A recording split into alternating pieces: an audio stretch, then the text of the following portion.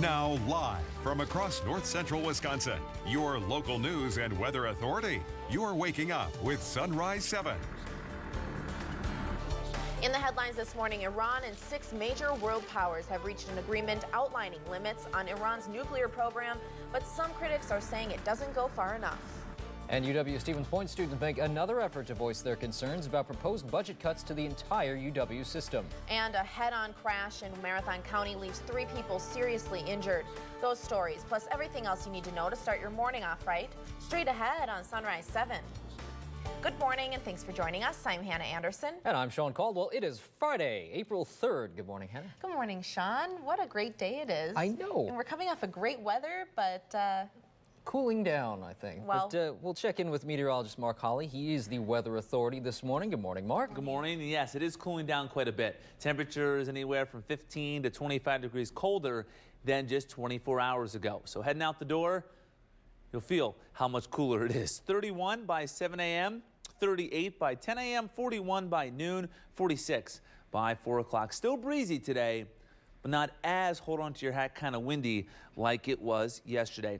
Temperatures heading out the door, 29 in Rhinelander, 36 in Antigo, 39 in Wausau, 41 in Green Bay, and 34 in Medford. So coming up, we'll talk more about this upcoming weekend. Busy travel weekend maybe with Easter right around the corner. Also let you know if the kids will be dealing with snow as they hunt for Easter eggs. That's coming up in your complete Weather Authority forecast. All right, Mark, thank you.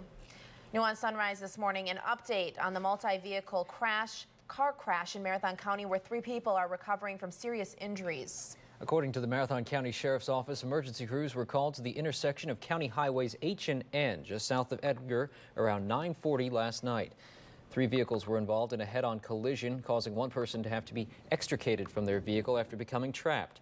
2 women and 1 man were sent to the hospital with serious injuries. 1 person in the crash was not injured. Authorities are still trying to determine what caused the crash. They're going to take some additional photographs, and they have a total station, which is what they use to measure the crash scene. From those measurements, they can sometimes tell direction and things like that. Both highways have since reopened. Sheriff's deputies now say the death of an elderly Portage County man was due to medical causes. 92-year-old Sylvester Koleski was found dead by a relative in his rural Alman home Wednesday afternoon. Investigators first termed the death as suspicious, but in a press release Thursday evening, investigators said interviews, evidence, and autopsy results now lead them to believe the man's death was medically related and is no longer a law enforcement matter. They add there is no danger to the public.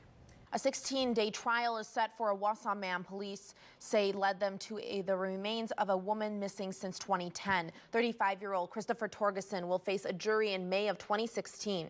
In September, he led police to the National Forest near Wabeno, where Stephanie Lowe's body was found in a shallow grave. Investigators say Torgerson went to Lowe's apartment to rob her, but she fought back. He is serving a 5-year prison sentence for a 2013 conviction of battery and meth charge. A 17-year-old from Vernon County is expected to be charged with attempted murder after a stabbing in Clark County. Matthew Gebhardt of Hillsborough remains in custody in the Clark County Jail.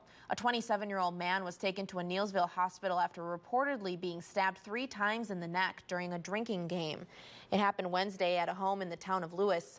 The victim's condition is unknown, and Gebhardt is expected to be charged April 23rd. The search for clues continues after a man reportedly grabbed a girl's coat while she played in her backyard. The alleged victim's father says his daughter was playing when a man walked through the alley behind their yard, grabbed his daughter by the back of her coat. The father yelled at the man, who then ran off. The man's intentions are still unclear, but police are still wanting to talk with him. The girl was unharmed. Stevens Point students are making another effort to voice their concerns about the proposed budget cuts to their school and the UW system. They say they won't stand for something that will stop them from getting the most out of a higher education. News Channel 7's Holly Chilson has more. The individual voices of students at UW Stevens Point may be small, but what they accomplish when they come together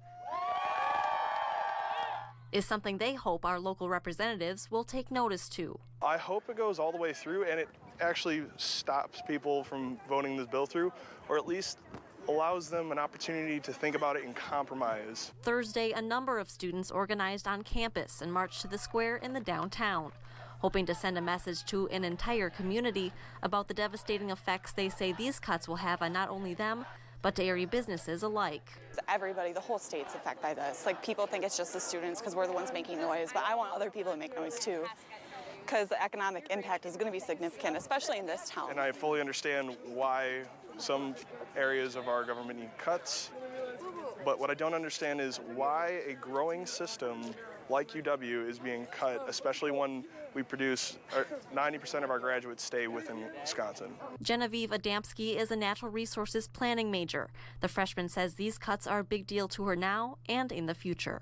This budget is hitting our college the worst, and I think that's very wrong because our nation is in need of educators for natural resources because they're going to be in jeopardy in a few years. So it's to the point of where classes and majors and minors are essentially at risk of not existing anymore because there's no way that we can continue to offer the same quality or the same opportunities as we did before with the amount of resources that we currently have.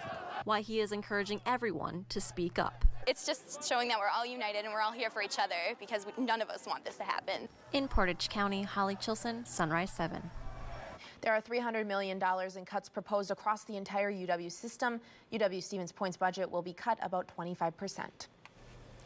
Well, snow, rain, sleet, all that good stuff. Well, that's not really good stuff, I should say, but moisture, I should say, because it's a busy travel weekend. Yeah. We got, you know, Good Friday, and we got Easter Sunday. A lot of people may be traveling. We're not going to be dealing with any snow, sleet, or rain today. Now, let's start off this morning with a 20 degrees. Complete forecast, road conditions, current conditions, and much more. WSAW.com.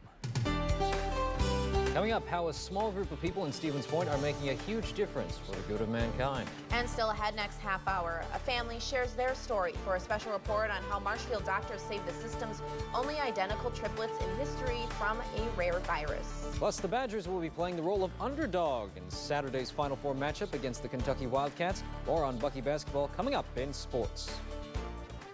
You're watching Sunrise 7 with Hannah Anderson, Sean Caldwell, Kasia Grigorchak, and meteorologist Mark Holley.